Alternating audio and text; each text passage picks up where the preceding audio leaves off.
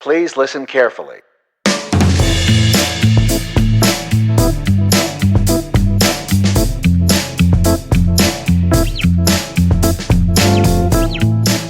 Hi, I'm Paul Frields. And I'm Dave Guzman. And welcome to Practical Bass, where each week we pick a topic of interest to you, the working bass player. We dissect it and look at it from a couple points of view and hopefully shed some light on ways that you can make your gear and your gigs operate at the next level. We do invite you to get in touch with us. You can do that via our website, practicalbass.com. You can email us directly at podcast@practicalbass.com. We love to get email from our listeners. Please don't be shy. Reach out to us, and even if it's just to say hello. But we also would greatly appreciate if you have topics you would like us to go into in an upcoming episode. Let us know. We're always happy to do that. We'd love to get some listener mail powered topics in this season. We have a nice slate of episodes, but we would love to be able to interrupt that and interrupt your regularly scheduled podcast to bring you some topic of interest to you all out there. Of course, you can find us on basically every platform, but you can also find us on social media at Instagram, at Facebook, Google+, Twitter, all over the socials. So just search for Practical Bass and do get in touch with us there. Dave, what are we going to talk about today? Today we're chatting about pedal to the metal, pedal meddlin. Pedal meddlin. Pedal meddlin. Meddlin with pedals. Pedal madness. It is a madness. Pedals, pedals, pedals, pedals, and more pedals. I feel like I should have delay on that when I do your voice. Pedals, pedals, pedals. Like, do you remember like when we were kids? Yes. It's like Budweiser's World of Wheels, wheels, wheels, wheels. It was like the when TVs were big time, like you would go to your local TV shop. We've got TVs and TVs and TVs. Right. And they would do like a cheesy video effect of them, like the screen that matched the reverb. Yeah, with the TV. We've spent a lot of time talking about our childhood right now in the podcast. I don't know if anybody's still with us, but yeah, we're definitely talking about pedals. Pedals. Just say pedals one more time for me. Pedal. Yeah. Pedal to the metal. Anyway, we're going to talk about pedals. I think Dave and I have been talking back and forth, I think, about different ways of putting together a pedal board and, the flexibility versus convenience aspects. And so we really thought about it and said, really, it boils down to, what mode you like to operate in. And, Dave, what mode are you operating in now as far as pedals go? I'm in like the individual pedal mode for me. Like you're picking up all sorts of pedals because you've like in the time between we ended season 1 right and started this season of the podcast, it got a little crazy. You got into pedal fever. Like a little pedal fever. You caught the pedal fever. Like I have a pedal board now. Yeah. Awesome. Like a real pedal board. Like a real guitarist. I'm actually really jealous because I was like a no effects guy for so long where, literally I played in bands where it was literally, I ran my bass into an amp. Boom. That was it. Yeah. No compression, no overdrive, no nothing. That was it. Which is cool too. Like, and I respect that.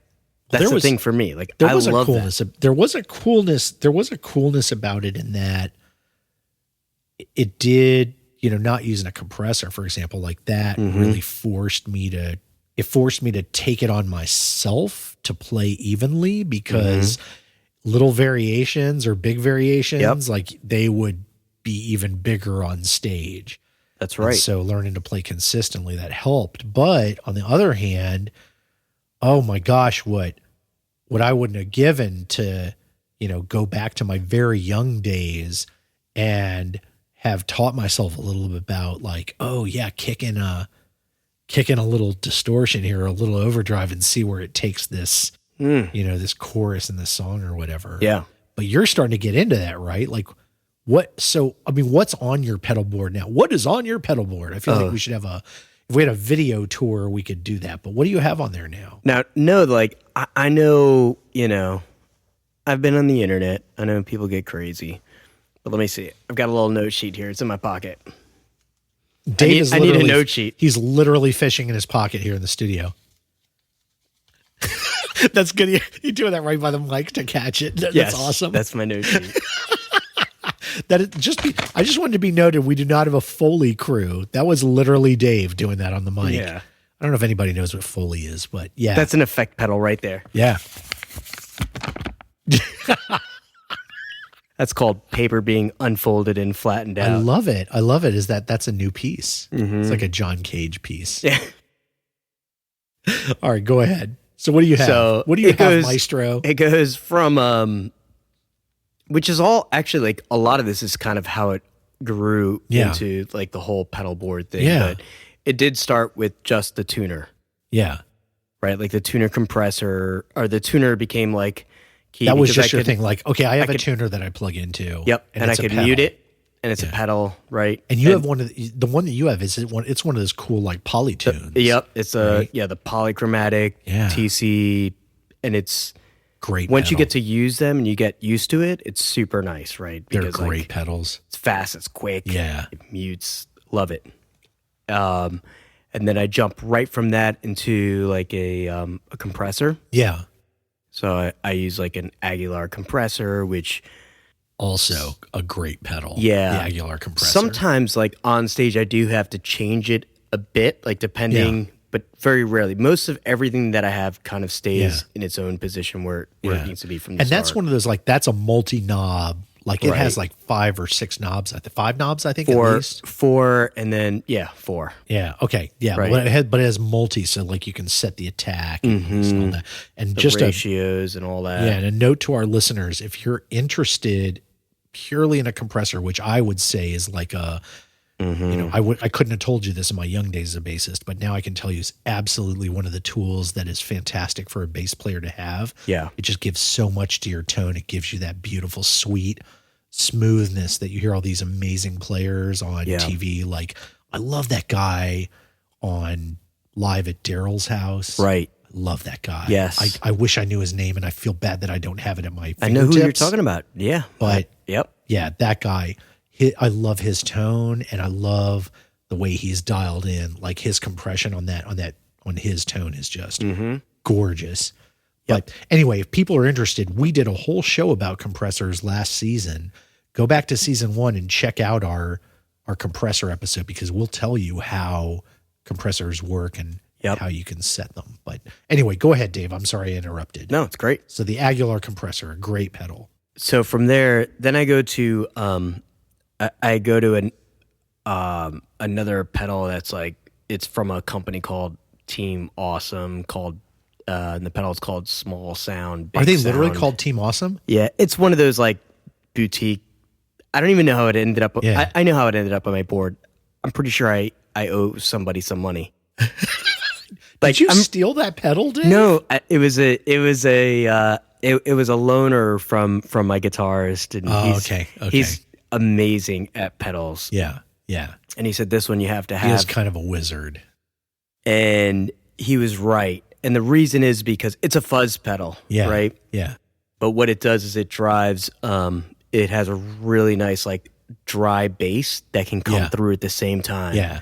So it doesn't just like, so you can mix, like the out. Signal has like some of the unprocessed signal in it. Yeah. Too. So I can still like, once I hit it, it'll still like punch. You get the low but punch. I got my bottom. Yeah. It doesn't bottom out. Yeah. What bassist wants to bottom out? Well, that's a big thing, right? I mean, like, people talk, the thing about pedals when you're a bass player is that often you are looking for like the low fundamentals to come through without being mushy. And if you add a bunch of distortion stuff, now it's not to say that isn't a cool sound. It is. But in a lot of situations, you want the low to be in there, but you also want like your top end to get gnarly. Right. Like you want the high end of your sound to get that kind of crunch or fuzz or whatever, but the low still to come through cleanly so that people can hear that note as well. Yeah. And so my learning curve with all this is like, especially when you're live, right? If you drop the bottom out, it becomes very obvious. Yeah. Like all of a sudden you disappear from the mix. Yes. Yes, exactly. At the same time, the other learning lesson for me is that you need to go more wet than what you would normally practice with. Right. Because if not, it's not noticeable. Right. So it's like this weird balance Yes. of like keeping the bottom, but also like being a little bit dramatic about it. Super observant. Yes. Right? So out of that, So you got this fuzz. So now we've got the tuner, we've got the compressor and the fuzz. and then the fuzz. Now this doesn't go hand in hand. I don't know why it goes here, but then I put in a phaser.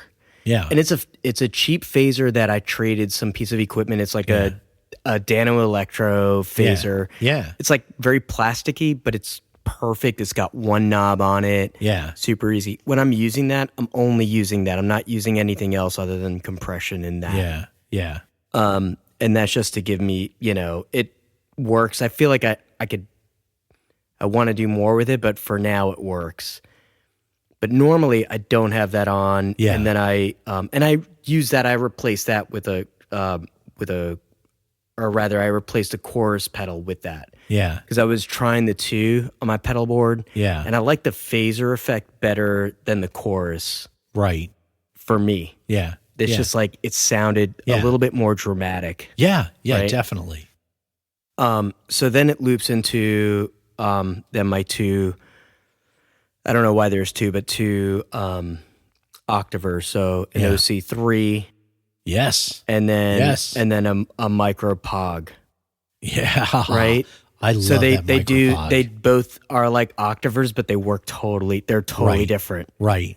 Right? Like Do you ever use them in tandem? I don't So you have one selected to get one kind of sound and one for another kind of sound. yeah, some songs Which I is want totally right. that's totally valid. Yeah. and I can push so then but I will like when I want it aggressive, I'll push the fuzz and have that push the octave pedals. Oh yeah. So that you get like a little more roots in the octave. Yes. Yeah. Now, some guys will actually like swap it. Mm-hmm. They'll have the octave and then the fuzz. And fuzz both of them. Yeah. Yeah. Like fuzz both the notes coming out at that point. Right. Yep.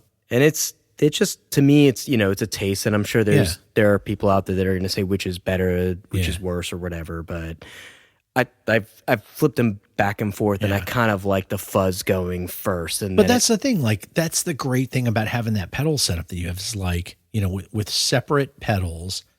The whole point of them is that you have unlimited creativity in terms of the sound that you want to achieve. Right. There's no right or wrong. Yep. Right. I mean, I think there are some. Maybe there are some basic rules that people may use from time to time. Yep. Like I think putting the tuner first, like you're doing, is a smart move because you're getting like a clean signal from your bass, Right. right? But without any other stuff in it. But after that, it's like, yeah, there are some things that people would say, hey, maybe put this first, maybe put this second. But you pretty much, it's the limit of your imagination. Right. Like you could route things to multiple places and then mix them back together with either another pedal or even a mini mixer or something like that. Because you can even get into where you're routing two different signals. Yeah. Yeah. Right. Yep. Or like one Or goes more. out one way or more. I've seen people do more. Yes. Yeah. Yep. Absolutely. But for me, like this is like it's a simple player. Like this is pretty complex for me. Yeah. And I enjoy it. There are upsides and downsides, but I like it. It's become a new facet of the instrument for me. I think that's great. It's great. The one thing I think that I have to get back to developing is the gear on the floor, right? That's where I've kind of been stuck in a bit of a rut over the years.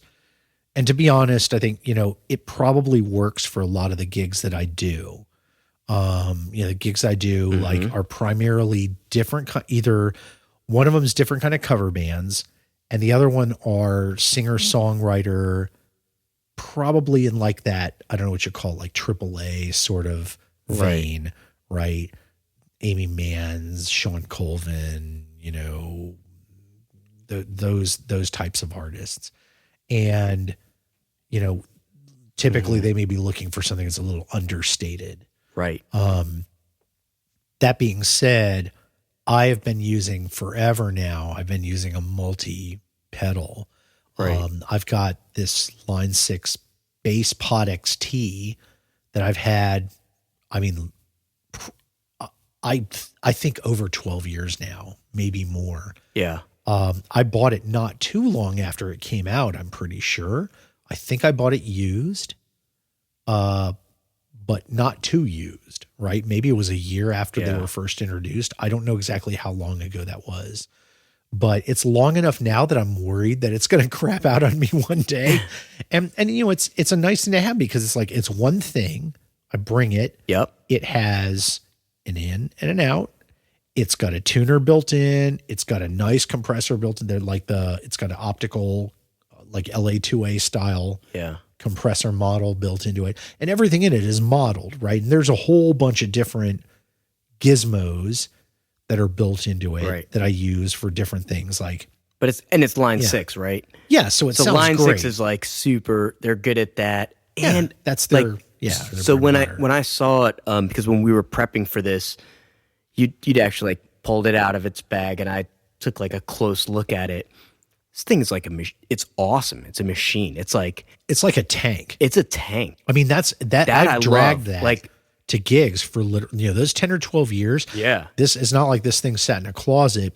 It goes out to most gigs that I play. This is not a toy. This is like a serious piece of machinery. Yeah. And it's awesome. But it's not even like the technology in it is not that new. Like it is, right. It does sound great. It's like a 24-bit and it's a great sound, but it's not like the high definition quality that they make now, 12 years later or however many years later, right? Nowadays, the problem is the all-in-one units that they make, that Line 6 makes, which I'm very partial to them. I'm not going to lie. I would heartily endorse them because I've been using gear by them since, my God, I can't even remember when I didn't have Line 6 gear. Probably the year 2000, 2001, I think I've probably had stuff by them. Yep. And it never fails to deliver. The sound is fantastic. But the problem is so their units that they have now are very expensive. Now they are phenomenal.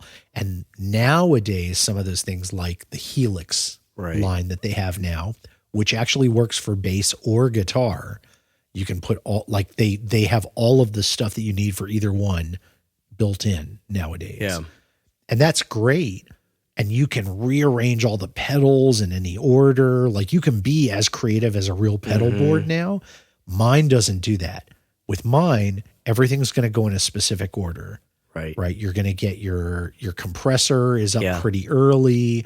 You get some, there's like a EQ, EQ and tone control. There's like a pre and a post that you can do. You can set. Is it kind of like pre and post? Is it kind of like I have like some of like the digital stuff for Line 6, right? Yeah, I've used it in the past at least. Yeah. And it's like it gives you a bunch of different choices for each level. Yes. Yeah. And they're all amazing. Yeah. You've got so there's a thing you can do okay, here's where you could do some distortion or some fuzz or this or that and the other. Right. Here's a slot where you can have modulation. So you could have a chorus or you could have a phaser or you could have, some other like a Mutron or some other like an envelope filter or whatever, some wacky thing. And then you've got and then there's a, so you put in like an octaver or something like that. Right. You get slots that you can put those things in, but there's only 4 or 5 slots total. Right. And then there's a pre or post EQ that you can set as well to just tune it up a bit. And, there's a level control and mix controls for all of these various things. Right. So you can just determine, again, like you said, how much of that effect do you want versus the dry bass signal? And you can do that all the way down, which is great. I have no complaints about this unit whatsoever. Yeah. It's got, and it's got a pedal on it too. Right. With a wah, which is amazing to have a bass wah. Yeah. It's pretty cool. So those are all things, and it's super convenient, right? But the things that you get in it are the only things that you're ever going to have in the unit that I have. And I think nowadays they make them, they're much more software controlled, where you can get all, like you could download all sorts of new things for them, like new patches, new sounds, whatever the case may be. They're a lot more friendly to the computer control aspect. Right. So I would say the one thing that I have is like, it's convenient because I have the flexibility of like 50 of the world's greatest effects pedals at my feet. And I can choose like any 4 or 5 of them that I want for any patch that's on it. And I can quickly switch between them and have them all there. Yeah. Right. But I have limitations, right? And the limitations are, again, in that kind of the ordering, and, you know, there's no sense of like splitting signal or anything like that on the one that I have. Again, these units that you can get nowadays, you could do all those things, but they cost like $1,500 or $2,000. Right. And that is an awful lot. You can buy a lot of pedals for that much money. Sure. And part of the thing, like part of the thing is that if you start to dive into the pedal world, is that there are just so many manufacturers out there. Yeah. So many cool little companies that are popping up, that are figuring things out. Yeah. That are putting out things, and even some of the guitar pedals cross over into the bass world. Yeah. That seem to work. Yeah. Right. And you don't know till it gets tested out or whatever. So that part is cool. But what's ironic here is that actually what you have is probably more of a Dave tool. It's odd. Right? Like an it is odd because, all-in-one. yeah, because we always talk about how like you're Mr. Simplicity. Yeah. You're like super zen about that. Right. Like if my pedals could be in my amp and I just had 4 buttons, then that would be my thing. That would be your thing. But instead, for some reason, this is the one that, like, you know, that's the thing where you've gone crazy. That makes me, you know, like eccentric in my collection. So what about the thing about like matching levels? Like the way that I understand separates, and this is, again, this is something I feel like I don't really have as much knowledge here about pedals. Like, do you have to be careful when you're like setting output levels so that you're kind of gain matching from, you know, pedal 1 to pedal 2, that you're not like blowing pedal 2's input into, like, you're not frying it or something, like distorting the sound going into it. Yeah. I mean, I think in general, for my usage of it, I'm not using more than 2 pedals at a time, right? Like, it's not like I have the guitar pedal board where there's like 15 pedals. Yeah. And I have like 3 or 4 where like there's volume issues. Yeah. Right. The most that I'm doing would be like the fuzz and the octaver. Yeah. Yeah. So I do have to spend time and kind of understand how one impacts the other. Right. Right. Because it can get weird. Yeah. So at home, what you're doing is you're kind of like, you're setting your pedal board up and then you're going to spend some time saying, okay, I kick this pedal in. I'm not looking for things to get super louder. Right. I'm just looking for it to gain this new quality of the sound that I'm different looking for. Aspect of the sound. Right. Yeah. If I want the drive, okay, yeah, then intentionally, then I have to know that. And I kind of, maybe I take too much time to do that, but I'll run through like whatever gig I'm playing. I'm kind of running through the set. There's no such thing. I mean, I would say at home, there's no such thing. Yeah. You're like, that's where you should be doing that. Right. Right. Not on stage. Not on stage. Yeah. Yeah. So I kind of like run through the whole thing to see where, like how one flows into another, just to make sure that it's not like crazy. Yeah. And then this is for me, like in my like approach of simplicity, the challenge with pedals is that the knobs move. Yeah. Yeah. It's a downside, right? Like they move. Yeah. Every time you pack them, every time you look at them, they move. Yeah.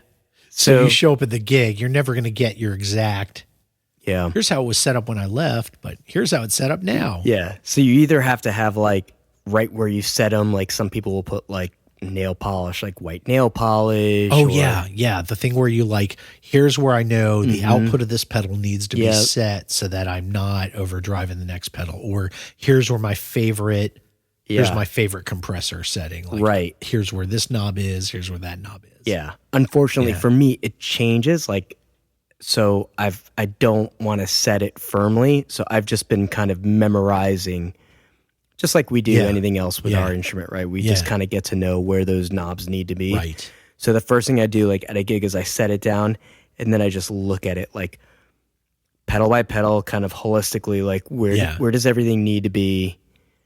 And then when I do my sound check, part of my sound check is each individual pedal, one right after another, kind of the way that the songs go, just to make sure that nothing's like screaming out or like getting crazy. Yeah. But yes, it takes more work that way. Yeah. Yeah, absolutely. It's something to factor in. Yeah. And I found that, with the multis, that doesn't really change. Right. So, because it's smart. Yeah. The idea of like the gain matching thing is something that I don't really have to worry about in the digital realm, right? Where you have a multi-effect pedal like that's modeling. It's normally, this is all done in the digital realm.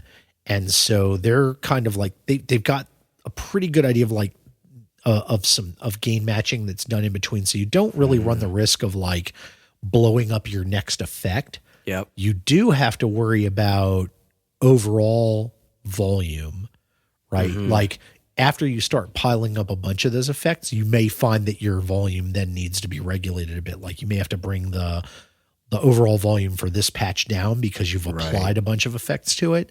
You don't have to worry about like one effect, like toasting the next one out of kilter, but you have to worry about the entire chain at some point. Like, oh, this whole chain needs to have its, the volume taken down a bit for whatever reason. And it's not too hard to do, but it's, on the other hand, there are probably things that you can do with those gain matching, like not playing it as safe. There's probably some things that can be done that way that you're not going to get, in a multi-pedal at the same time, right? Yeah. Like that's kind of the other thing. And overall, that's like that's what you're getting. Those are the differences, right? Like you're getting the manipulation.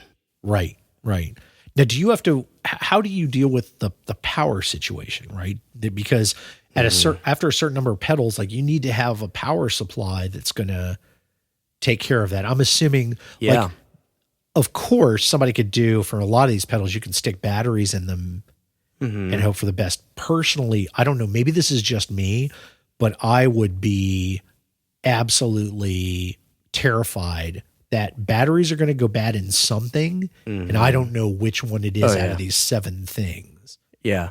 Right? Power is an issue. So do you do a power, you do a plug for all of yours? Yeah. I mean, I figured out, I made my own board, and it's in a nice little case that I've got at a vintage shop or whatever. It's all nice and tidy. But I'm just right now, so I'm just daisy chaining power. Yeah. Which there's an issue. I haven't gotten there yet. But there's an issue in there because there's one pedal that will like sometimes not work. Ooh. And then I have to like unplug it and then plug it, and then it'll work for the rest of the night. But it's telling me that there's a power supply issue. Either that or the pedal itself there may be something with that needs to be looked at. And it was new, which I don't want that to be the case. Yeah. But it could be that. Well, it can be like some pedals are going to draw more power than others, right? And your power supply has a certain rating. Like it's going to deliver a certain amount of amperage. Right. And each pedal in line is going to be drawing some amps. Yeah. Right.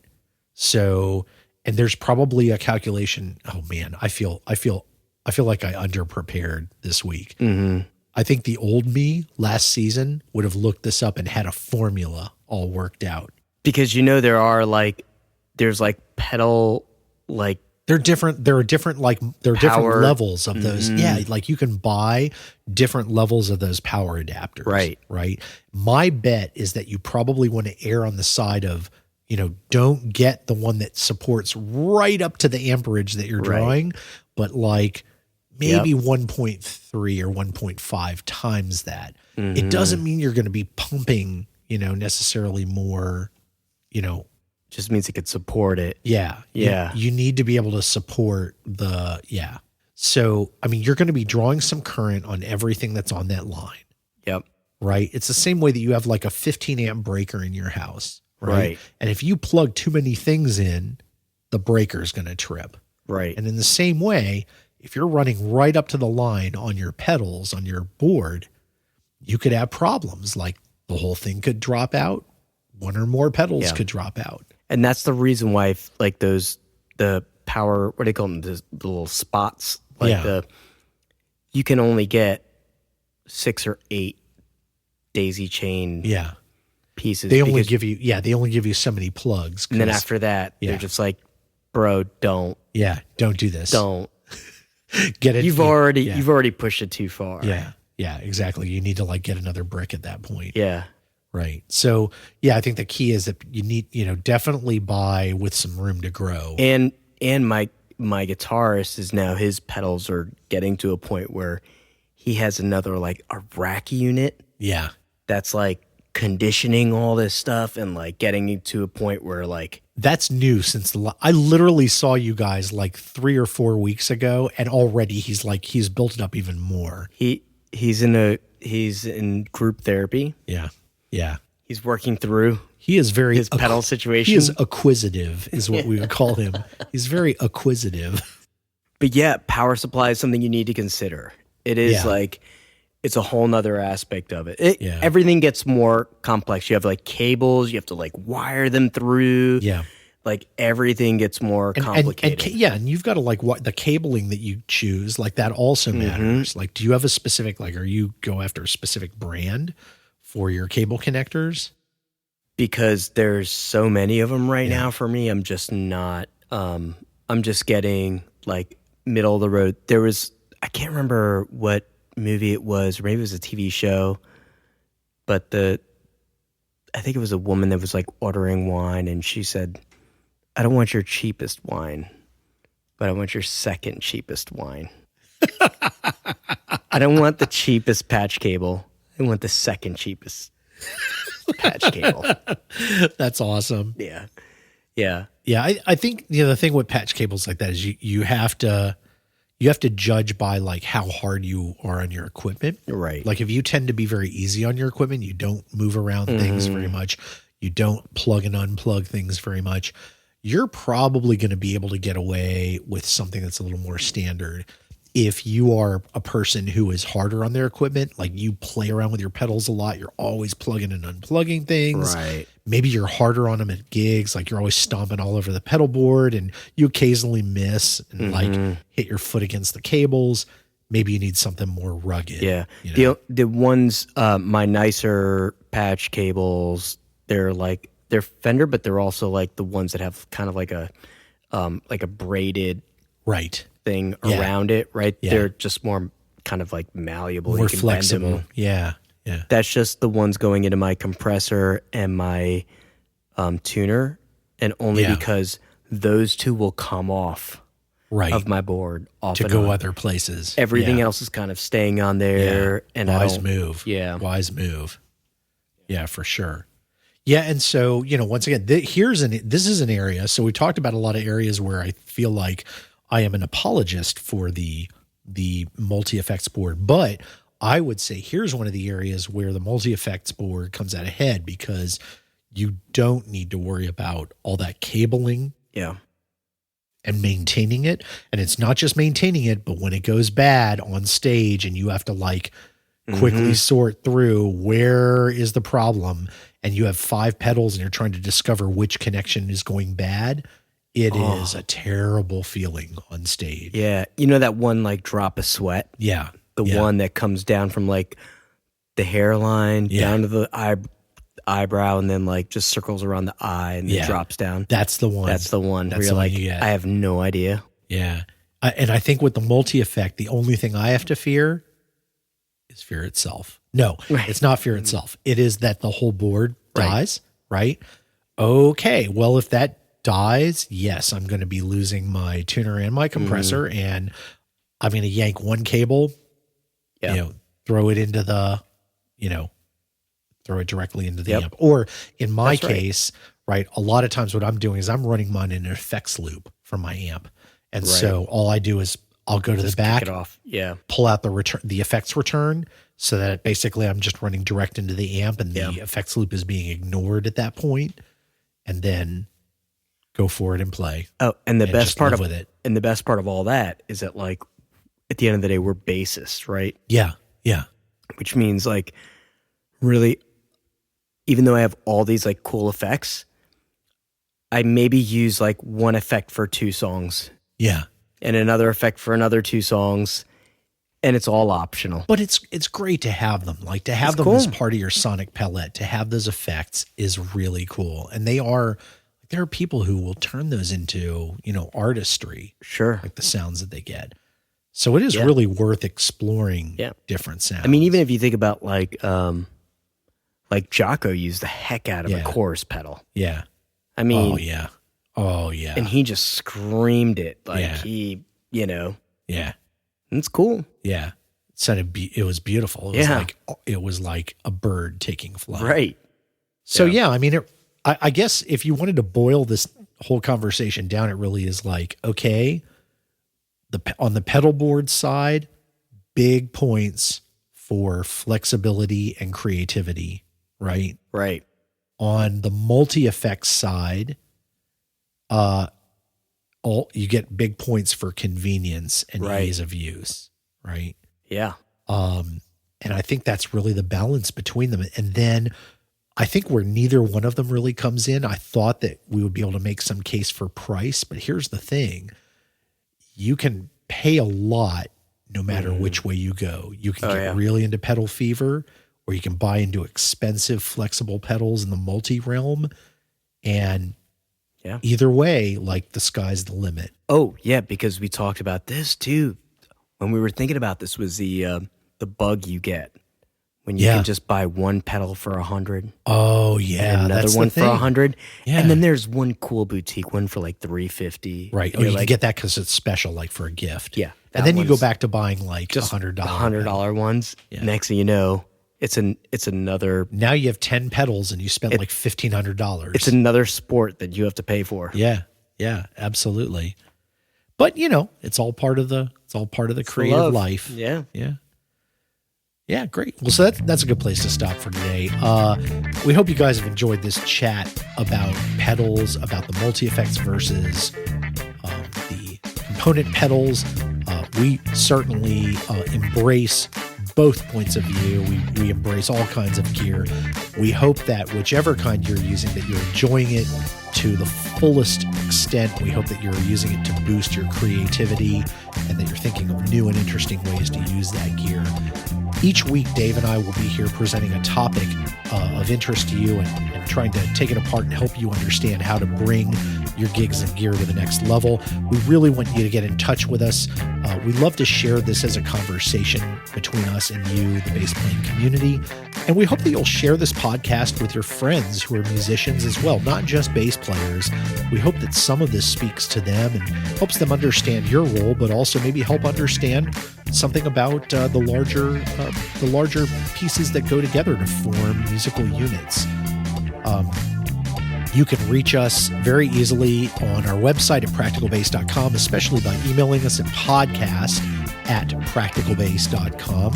But you can also reach us on social media, Facebook, Google+, Instagram, Twitter. We're all over the socials. That's great. We'd love to hear ideas from you for future shows.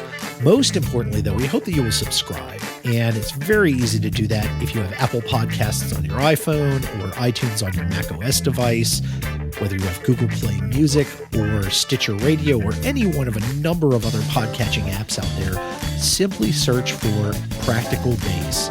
And when you see our black and white logo, just hit subscribe and you'll get a fresh episode delivered to you every week.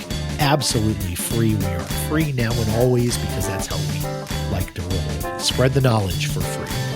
And we hope you'll subscribe and we hope you'll share. And most importantly, we hope you'll be back next week. And until then, I'm Paul Frields. And I'm Dave Guzman. This has been Practical Bass. Thanks for listening.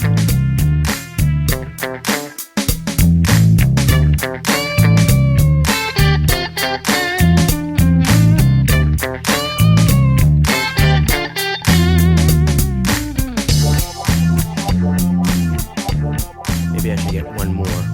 Another salad days. Mm-hmm. You should have more salad days. Yeah. I ran out. My salad days are over. Salad days are over.